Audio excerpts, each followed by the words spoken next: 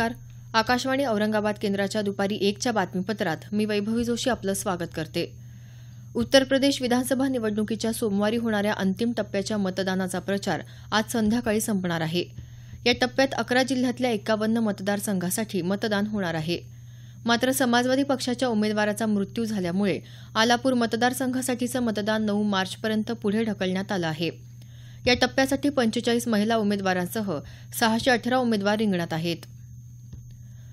भारतीय जनता पक्ष महाराष्ट्र आणि ओडिसामध्ये स्थानिक स्वराज्य संस्थांच्या झालेल्या निवडणुकीत मिळवलेलं यश विजय उत्सवाच्या रूपानं साजरं करणार आहे. सर्व जिल्ह्यांमधल्या भाजप कार्यालयांमध्ये हा उत्सव साजरा करण्यात येणार आहे. भाजपचे राष्ट्रीय अध्यक्ष अमित शहा यांनी मुख्यमंत्री देवेंद्र फडणवीस आणि प्रदेशाध्यक्ष रावसाहेब दानवे यांचं दूरध्वनीवरून अभिनंदन केलं आहे. याबाबत पेट्रोलियम मंत्री धर्मेंद्र प्रधान यांनी विमुद्रीकरणानंतर भाजपनं सर्व निवडणुका जिंकल्या असल्याचं म्हटलं आहे.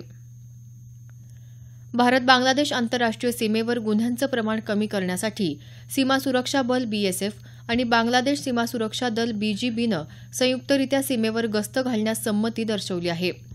मेघालयमधल्या सीमेवरील गुन्ह्यांचं प्रमाण जास्त असणाऱ्या 68 जागांची माहिती मिळाली आहे.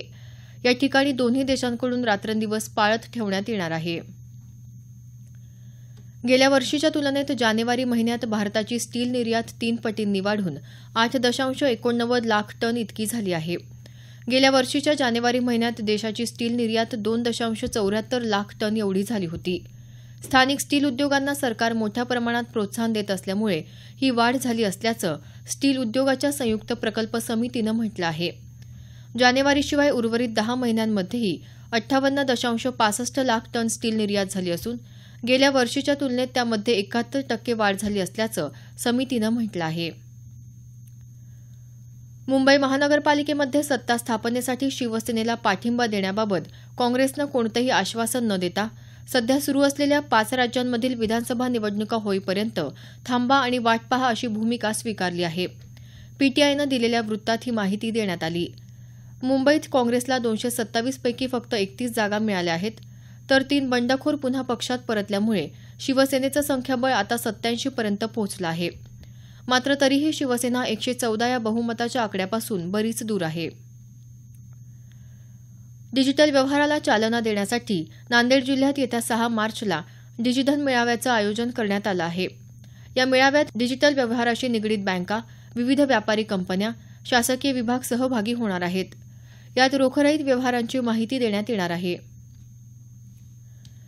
10वी आणि 12वीच्या विद्यार्थ्यांच्या परीक्षेच्या काळात त्यांना नैराश्यातून बाहेर काढण्याच्या हेतूनं राज्य शिक्षण मंडळानं राज्यभरातल्या विद्यार्थ्यांसाठी 10 समुपदेशकांची नियुक्ती केली आहे. मंडळाचे सचिव कृष्णकुमार पाटील यांनी ही माहिती दिली. परीक्षा कालावधीत सकाळी 8 ते रात्री 8 या वेळेत भ्रमणध्वनीवरून विद्यार्थ्यांना आवश्यक ते समुपदेशन निःशुल्क करण्यात येणार आहे. पुणे इथं सुरू असलेल्या भारत विरुद्ध ऑस्ट्रेलिया दरम्यानच्या पहिल्या कसोटी सामन्याच्या आजच्या 3ऱ्या दिवशी ऑस्ट्रेलियाचा दुसरा डाव 285 धावांवर संपुष्टात आला. भारताकडून रविचंद्रन अश्विननं 4, रवींद्र जडेजानं 3, उमेश यादवनं 2 तर जयंत यादवनं 1 बळी घेतला. भारताचा दुसरा डाव सुरू झाला असून शेवटचं वृत्त हाती आलं तेव्हा 2 बाद 16 धावा झाल्या होत्या. सामना जिंकण्यासाठी भारताला 425 धावांची आवश्यकता आहे. धुळे जिल्ह्यातल्या शैक्षणिक संस्थांमध्ये मागासवर्गीयांच्या कायम आरक्षित जागी खुल्या आणि इतर नियुक्त्या करताना आरक्षण कायद्याचा भंग करून संबंधितांच्या वेतनावर 2,72 लाख रुपयांचा खर्च केल्याचा गंभीर प्रकार उजेडात आला आहे. या प्रकरणी धुळे शहर पोलीस ठाण्यात 4 तत्कालीन शिक्षणाधिकाऱ्यांविरुद्ध फसवणुकीचा गुन्हा दाखल करण्यात आला आहे.